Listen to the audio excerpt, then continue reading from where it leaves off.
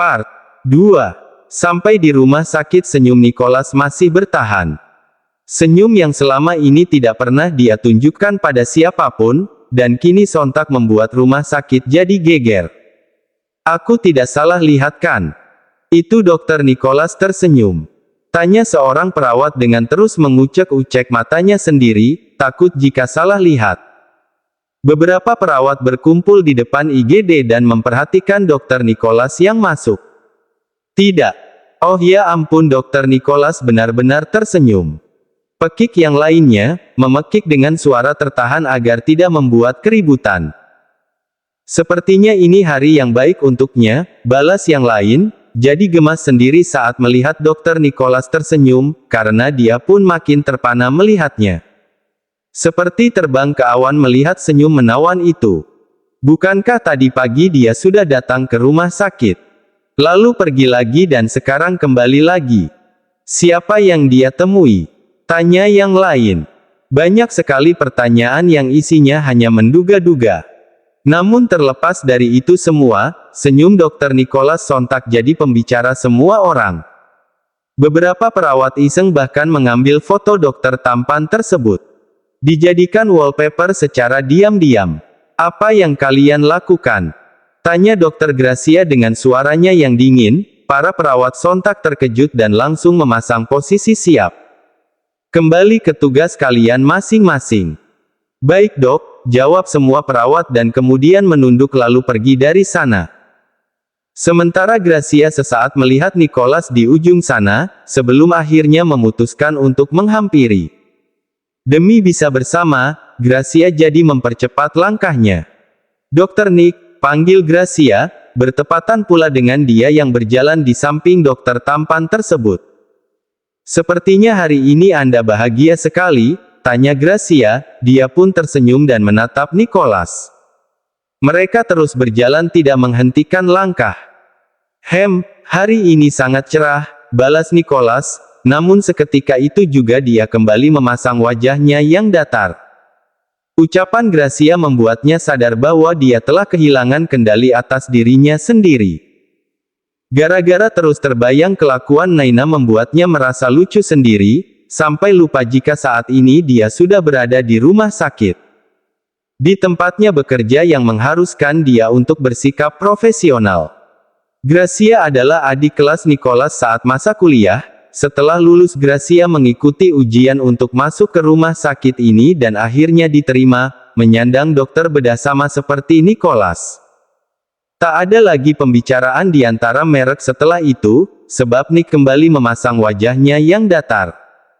Bahkan saat mereka berpisah di ujung koridor keduanya tak saling bicara. Hanya menundukkan kepala kecil sebagai tanda saling menghormati satu sama lain. Gracia masih berdiri di sana, menatap punggung sang atasan yang nampak bidang. Munafik rasanya jika dia tidak menaruh rasa pada pria itu. Semua wanita jelas mendambakan untuk jadi pendampingnya. Bodoh sekali wanita itu melepaskan Dokter Nicholas, gumam Gracia, dia membodohi mantan calon istri Dokter Nicholas, wanita bernama Zendaya, salah satu desainer ternama di kota ini. Tapi baguslah pernikahan itu batal, karena sekarang aku jadi punya banyak kesempatan untuk mendekatinya, gumamnya lagi, lalu tersenyum kecil. Membayangkan dia yang akan jadi pendamping pria paling sempurna tersebut. Setelah Nicholas menghilang, barulah Gracia pun pergi dari sana. Tersenyum menikmati hari yang indah ini. Di tempat lain, Naina akhirnya bisa menenangkan diri setelah beberapa saat lalu berteriak dan berlari-lari tidak jelas. Karena masih belum menyangka dia telah menyentuh titik Dokter Nicholas. Kini pikiran Naina lebih tenang, dia mulai membaca-baca tentang penyakit impoten di ponselnya. Pengobatannya tak bisa langsung ke inti, namun harus diberi rangsangan-rangsangan kecil lebih dulu. Mulai dari memanjakan penglihatan dan pendengarannya. Naina berulang kali mengangguk tanda paham.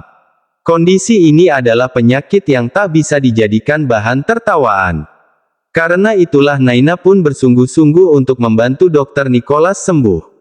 Kupikir hidupnya sudah sempurna, tapi ternyata ada saja masalahnya, gumam Naina. Sebelum berbelanja lingerie, Naina putuskan untuk datang ke rumah sakit lebih dulu, membayar semua tunggakan pembayaran yang dia punya. "Kamu sudah mendapatkan uangnya?"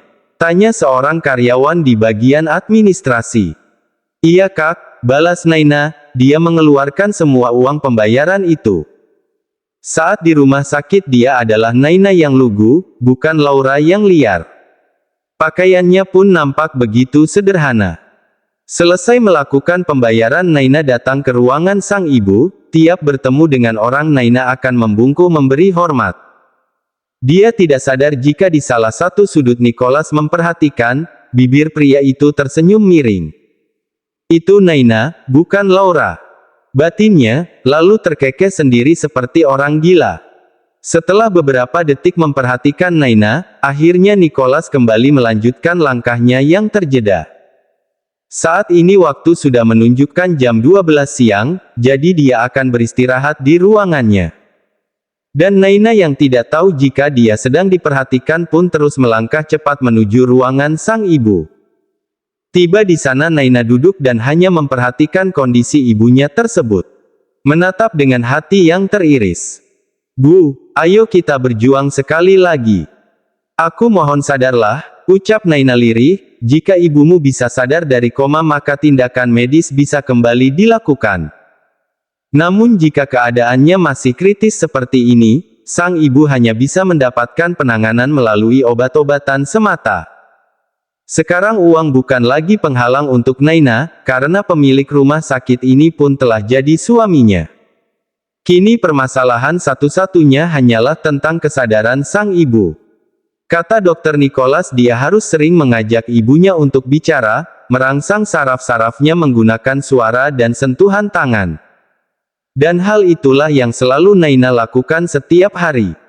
Ayah Naina sebenarnya masih hidup, namun pria paling tidak bertanggung jawab itu memilih pergi semenjak sang ibu jatuh sakit. Bagi ayahnya Naina dan sang ibu adalah beban. Tiap kali mengingat hal itu hatinya sakit sekali. Sebenarnya dia bisa gila andai tak menatap wajah ibunya. Wajah yang mampu membuatnya kuat dan bertahan sejauh ini. "Bu, aku pergi dulu ya sebentar. Nanti aku akan kembali lagi. Sekarang aku sudah dapat pekerjaan yang baru, pekerjaan yang halal untukku," ucap Naina. "Tapi pekerjaanku ini rahasia, aku bahkan tidak akan mengatakannya pada ibu," kata Naina lagi, terus bicara sendiri. Dia juga langsung bangkit dari duduknya dan mencium kening sang ibu. "Paling lama 4 jam aku pergi, sore nanti ke sini lagi," kata Naina. Dia cium lagi ibunya dan kemudian benar-benar pergi meninggalkan ruangan tersebut. Tiap beberapa saat akan ada perawat yang memeriksa keadaan Ibu Wilda, karena itulah Naina bisa pergi kapanpun untuk mencari biaya pengobatan sang ibu. Dianggap sebagai salah satu pasien yang tidak mampu, jadi Ibu Wilda pun mendapatkan perhatian khusus dari rumah sakit. Semua orang menghargai usaha keras Naina untuk mencari uang. Di luar sana Naina langsung bertemu dengan Dr. Herli, pertemuan yang tentu membuat Naina terkejut. "Dokter," sapa Naina, lalu menundukkan kepalanya memberi hormat. Sudah cukup lama berada di rumah sakit ini membuat Naina mengenal banyak dokter, bahkan rasanya Naina mengenal semua dokter bedah di rumah sakit ini. "Kamu mau pergi?" tanya Dr. Herli. Dia datang bukan tanpa sebab, tapi karena begitu penasaran tentang semalam. Benarkah wanita di klub malam itu adalah Naina? Karena jika dilihat dengan kasat mata seperti ini keduanya nampak jelas berbeda. "Iya dok, saya permisi," pamit Naina pula. Dia tak berpikir bahwa Dr. Herli di sini untuk menemui dia, dipikirnya Dr. Herli hanya lewat, atau menemui pasien yang lain. Naina menunduk lagi dan pergi dari sana dengan kepala yang setia merunduk. Sungguh, rasanya benar-benar tak mungkin jika gadis sepolos itu berada di klub malam Paradise. "Naina," panggil Dr. Herli dengan suara yang lebih tinggi. Naina yang merasa namanya dipanggil pun langsung menghentikan langkah, bahkan langsung kembali menghampiri Dr. Herli pula. "Iya dok, ada apa?" tanya Naina. "Apa kamu tahu Paradise Club?" "Hah? Balas Naina dengan memasang wajah cengok. Ya Tuhan, aku harus jawab apa? Apa dok? Padiskop? Tanya Naina yang berlagak bodoh, bahkan pura-pura tak fasih saat mengatakannya. Paradise Club, ucap Dr. Herli satu kali lagi dan kali ini Naina hanya mampu menjawabnya dengan gelengan kepala kecil. Astaga, apa yang aku lakukan? Jelas saja Naina tidak tahu, pasti gadis semalam bukan Naina. Batin Herli. Semalam dia sangat yakin bahwa wanita itu adalah Naina, namun sekarang saat melihat tingkah dan penampilan Naina dia jadi ragu sendiri. Padahal semalam wanita itu cukup menarik perhatiannya, bisa dia jadikan hiburan untuk menemani malamnya. Tapi kini angan-angannya mendadak buyar, sebab Naina bukanlah wanita malam itu. Naina hanyalah gadis miskin yang sedang bekerja keras untuk membiayai pengobatan ibunya. Naina tak mungkin punya waktu untuk pergi ke Paradise Club. Ya sudah sana pergilah, kata Dr. Herli kemudian dan Naina langsung membuang nafasnya lega. Baik, dok, jawab Naina patuh, kini dia menunduk kepala semakin dalam. Lalu mengambil beberapa langkah mundur dan segera pergi dari sana. Ya Tuhan, bagaimana bisa banyak sekali orang yang tahu bahwa aku di klub malam itu? Rutuk Naina di dalam hatinya. Dia melangkah cepat untuk menghindari Dr. Herli memanggilnya lagi, namun ketika tiba di persimpangan lengannya malah ditarik oleh seseorang dengan cukup kuat. Ingin berteriak namun urung sebab mulutnya langsung dibekap. Dr. Nicholas menariknya ke sudut ruangan yang begitu sepi, Naina bahkan tidak pernah tahu jika ada tempat seperti ini rumah sakit. Karena Dr. Nicholas yang menariknya, Naina pun bisa dengan cepat jadi tenang. Apa yang Herli katakan padamu? Tanya Nicholas, dia bicara dengan suara pelan agar tidak menarik perhatian orang. Apalagi saat ini masuk di jam istirahat, bahkan para perawat banyak yang lalu lalang. Naina berjinjit untuk menjawab pertanyaan itu, ingin bisik-bisik tepat di telinga sang dokter. Beliau menanyakan apakah aku tahu Paradise Club, bisik Naina. Lalu kamu jawab apa? Tanya Nicholas, dia jadi ikut berbisik-bisik dan bicara di telinga Naina. Suaranya yang hangat membuat jiwa Laura bangkit, dia geli dan merasa berdesir sendiri.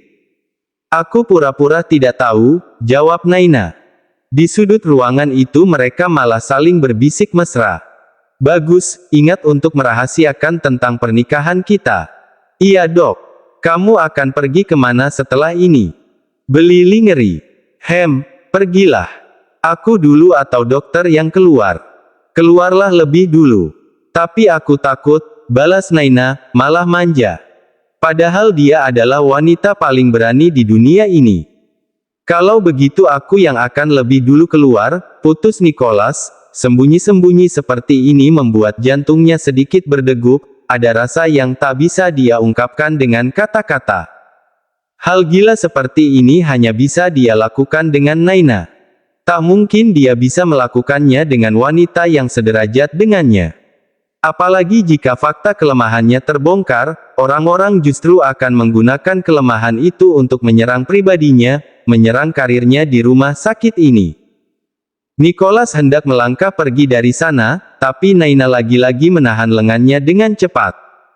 Dia kembali berjinjit dan berbisik. Aku tadi sempat mencari informasi tentang impoten di ponselku, aku akan benar-benar membantu dokter untuk sembuh, bisik Naina. Tapi nanti jika sembuh, aku yang pertama mencobanya ya. Tanya Naina lagi.